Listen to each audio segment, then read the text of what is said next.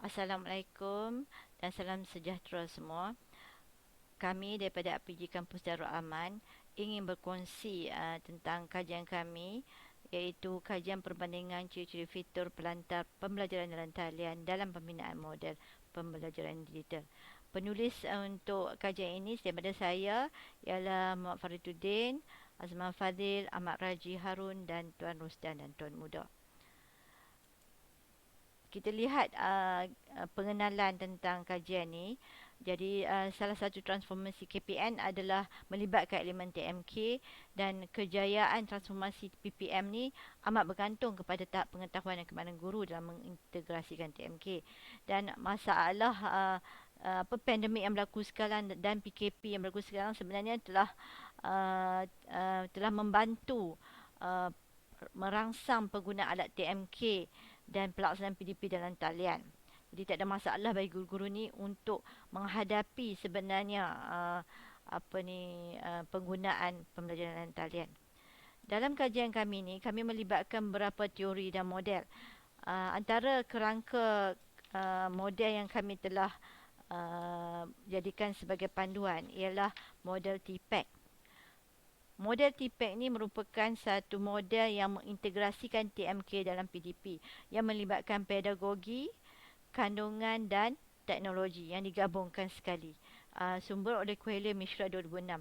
Seterusnya kami juga melibatkan teori kognitivism oleh Stephen Downes dan George Siemens, di mana teori yang berkaitan dengan teknologi dalam talian.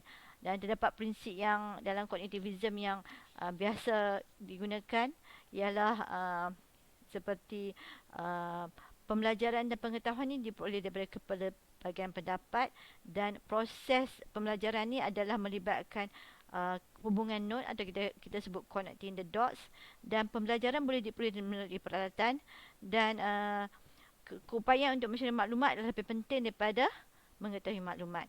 Seterusnya model yang kami rujuk juga adalah model Mobigogi. Mobigogi adalah satu model baharu yang mengintegrasikan pedagogi dan andragogi ke dalam falsafah pembelajaran secara digital. Jadi konsep yang pembelajaran Mobigogi ni sebenarnya diambil melalui mobile learning, di mana Mobigogi ni sebenarnya adalah proses pembelajaran sambil bergerak, dan pedagogi adalah konsep belajar guru berdiri, dan andragogi adalah konsep pembelajaran kehendak mereka sendiri. Kita boleh lihat di sini perbandingan antara pedagogi, andragogi dan mobigogi, di mana mobigogi ini adalah berterusan, learner directed ke arah pembelajaran, dan education demokrasi dan agak demokrasi. Life experience is learning, enables network thinking, jadi lebih melibatkan rangkaian, dan merupakan satu pembelajaran yang dinamik. Dia disokong oleh komuniti pembelajaran. So ini adalah perbezaan kita nampak utama dalam antara mobigogi, andragogi dan pedagogi. Seterusnya, berdasarkan kajian-kajian lepas tentang pembelajaran digital menunjukkan ada peningkatan minat untuk belajar jika ketika peranti dimasukkan dalam lingkungan pembelajaran. Begitu juga dapat mengembangkan motivasi diri dan profesionalisme pelajar. Dan pembelajaran digital ni sebenarnya dapat diakses ke pembelajaran dalam talian dan menyesuaikan diri dalam instructional digital untuk peranti mudah alih. Pembelajaran yang dapat dilakukan juga melalui model dalam talian atau berasaskan web. Jadi pelajar dapat bebas menggunakan alatan dalam talian dan belajar secara bebas. Seterusnya, kajian lepas juga menunjukkan pilihan pembelajaran digital ini sangat penting untuk mengayakan hidup yang pembelajaran yang mampan. Dan kajian seterusnya, Osman Hamzah pula telah menyokong pembelajaran digital ni berasaskan blended learning, di mana gabungan digital dan pembelajaran semuka berjaya dilaksanakan tanpa mengira jantina. Kajian seterusnya, Census 2018 telah menunjukkan sistem pelantar pembelajaran dalam talian telah menunjukkan bahawa peningkatan kaedah permudahan pengetahuan berbanding dengan kaedah tradisional. Dan isu yang kami ketengahkan di sini adalah isu pembelajaran dalam talian dari rumah kurang berkesan. So, kenapa kurang berkesan? Jadi, sumber ini diperoleh pada berita harian bertarikh 1 Julai 2020. Ia adalah disebabkan yang pertama adalah kekurangan model pengajaran yang mengaplikasikan aspek pedagogi, kandungan teknologi dalam melaksanakan pembelajaran dalam talian. Begitu juga isu aplikasi dalam talian yang masih tidak mengikut keperluan pengguna. Kerana kebanyakan alatan dan sistem pelantar ni lebih menumpukan ciri yang agak teknikal. Dan seterusnya sistem pelantar ni tidak menitik beratkan strategi pedagogi dalam pembelajaran dalam talian. Jadi objektif utama kajian kami adalah untuk mengenal pasti ciri-ciri fitur pelantar dalam talian yang boleh menyokong pembangunan model pembelajaran digital untuk pensyarah supaya sebagai strategi yang berkesan. Kita lihat matriks kajian terhadap objektif dan persoalan kajian. So dalam objektif kajian dan persoalan kajian, apa yang kami nak capai di sini adalah yang pertama, mengenal pasti analisis keperluan pelantar pembelajaran talian. Jadi persoalannya, adakah keperluan pelantar pembelajaran dalam talian. Yang kedua, objektif yang kedua ialah menentukan ciri-ciri fitur pelantar pembelajaran dalam talian. Apakah ciri-ciri fitur pelantar talian yang menyokong pembangunan. Dan seterusnya adalah mengesahkan ciri-ciri fitur pembelajaran dalam talian sebagaimana bagaimana ciri-ciri ini dapat disahkan melalui semakan pakar. So, berikut adalah metodologi kajian di mana aktiviti yang kami telah laksanakan untuk mengumpul data. So, fasa yang pertama ni kesedaran permasalahan di mana melibatkan analisis keperluan melalui soal sidik dan temu bual, kajian-kajian lepas, dan hasilnya adalah dapatan analisis keperluan. Fasa kedua adalah analisis data yang melibatkan analisis perbandingan terhadap 8 sampel sistem pelantar. So, hasil adalah cadangan ciri fitur pelantar pembelajaran digital. Seterusnya, fasa ketiga adalah penilaian yang mana melibatkan pengesahan pakar. Bila ciri-ciri fitur ini disahkan pakar, baru dah ada justifikasi terhadap ciri pelantar pembelajaran digital. Dapatan analisis keperluan ini adalah kami telah edarkan melalui Google Forms dan diedarkan secara rawak dan 50 orang telah memberi maklum balas. Dan daripada yang dilihat di sini, demografi terhadap analisis keperluan tersebut, pensyarah lelaki dan pensyarah perempuan, 56% pensyarah perempuan, 44% pensyarah lelaki, dan majoriti memahami atau punya pengetahuan dalam LMS. Dan kita lihat di sini juga pelantar pembelajaran talian yang paling disukai adalah Google Classroom. Walaupun sebenarnya analisis keperluan ini kami dah hantar sebelum PKP, tapi GC menjadi apa orang kata popular di kalangan pensyarah. Ikuti dengan psikologi dan Edmodo dan seterusnya adalah model. Okey, seterusnya adalah analisis keperluan kami yang diperolehi adalah kekerapan penggunaan. Didapati juga di sini adalah kekerapan penggunaan di mana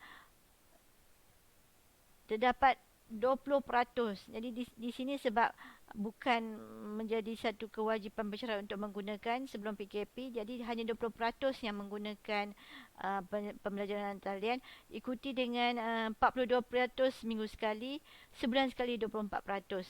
Dan dari sini kita dapat lihat adalah ciri fitur yang dicadangkan dan antaranya adalah penggunaan integrasi alatan talian, kelas maya, pentaksiran dalam talian, ruang penyimpanan awam, dan penggunaan search engine tidak begitu digemari.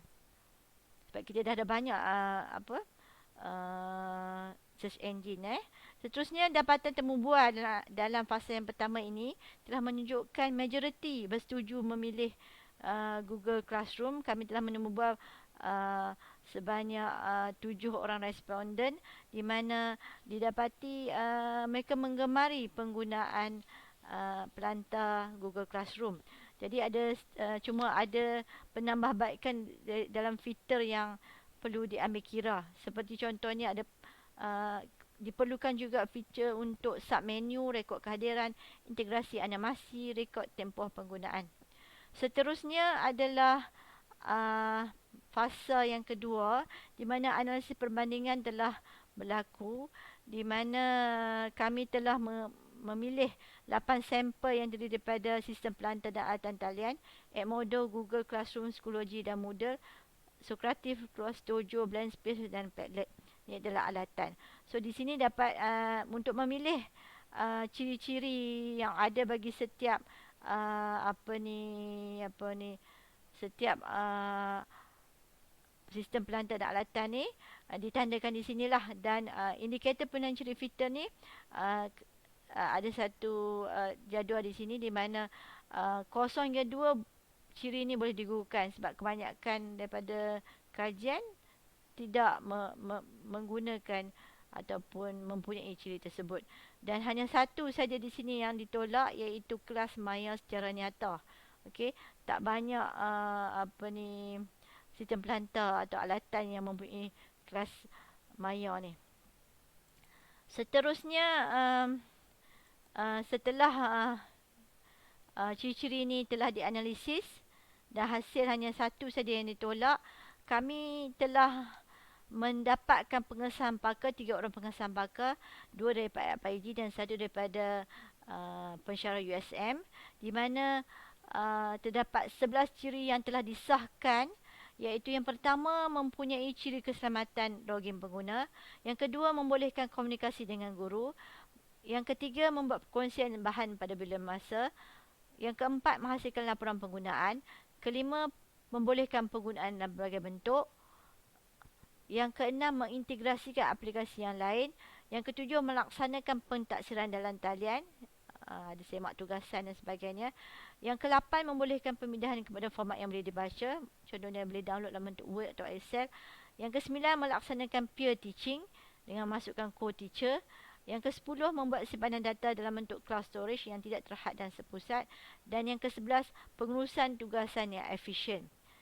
Okey, kesimpulan yang daripada dapatan yang kami perolehi di sini adalah sebenarnya penggunaan sistem pelantar dan aplikasi dan talian ini telah banyak membantu pengguna bagi melaksanakan, khususnya pensyarah lah, bagi melaksanakan PDP dan talian.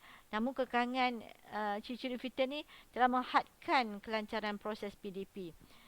Dan beberapa penambahbaikan dalam ciri filter perlu diambil kira ialah seperti penyediaan kod akses dan kebanyakan sistem data menyebabkan bahan PDP ni tidak terbuka untuk akses kepada pelajar. Begitu juga dengan penghasilan laporan penggunaan oleh pelajar penting bagi memantau akses pelajar, dan seharusnya boleh dijana secara automatik, di mana kebanyakan sistem pelantar ni tak ada ciri ni. Jadi mungkin ada tapi perlu dibeli.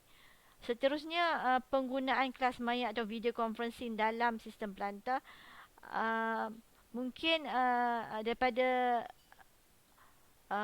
pakar atau membuat pakar juga, dan kami dapati ada kaedah ni sebenarnya bergantung kepada keperluan khusus. Pakar telah memberi komen mengatakan penggunaan kelas maya ni bergantung kepada keperluan khusus.